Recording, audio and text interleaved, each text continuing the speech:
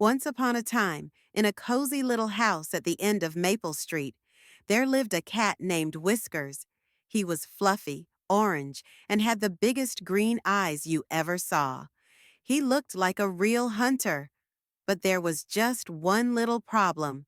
Whiskers couldn't catch anything, not a fly, not a ball of yarn, not even his own tail. Every time he tried to leap, he'd land in a laundry basket, or knock over a plant, or get tangled in the curtains. The other animals would laugh. Call that a cat? Giggled the goldfish. More like a walking pillow, squawked the parrot. Whiskers felt embarrassed and a little bit lonely. But one evening, just as the sun began to set, Whiskers heard a tiny squeak. A rat, he whispered, crouching low. From under the couch peeked a small silver-gray rat with bright eyes and a red scarf tied around his neck. "Name's Remy," the rat said. "I've seen your acrobatics." He grinned.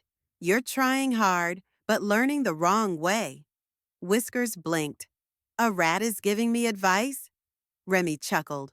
"Sure, why not? I'm fast. You want to be fast. Let's work together." And from that night on, they trained. They played catch the cheese. Remy ran with a cheese tied to a string while Whiskers chased him through the living room. They leapt over jars in the kitchen, snuck down hallways without making a sound, and even practiced silent landings on pillows.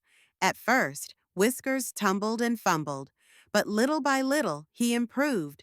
His jumps got higher, his landings got softer, and soon he wasn't tripping over his tail anymore. One morning, Whiskers leapt from the windowsill, spun midair, and landed on all four paws, perfectly. The parrot's beak dropped open. Even the goldfish gave a bubbly cheer. Whiskers smiled proudly, and from behind a plant, Remy gave a little thumbs up. From that day on, Whiskers was no longer just the clumsy cat who couldn't catch.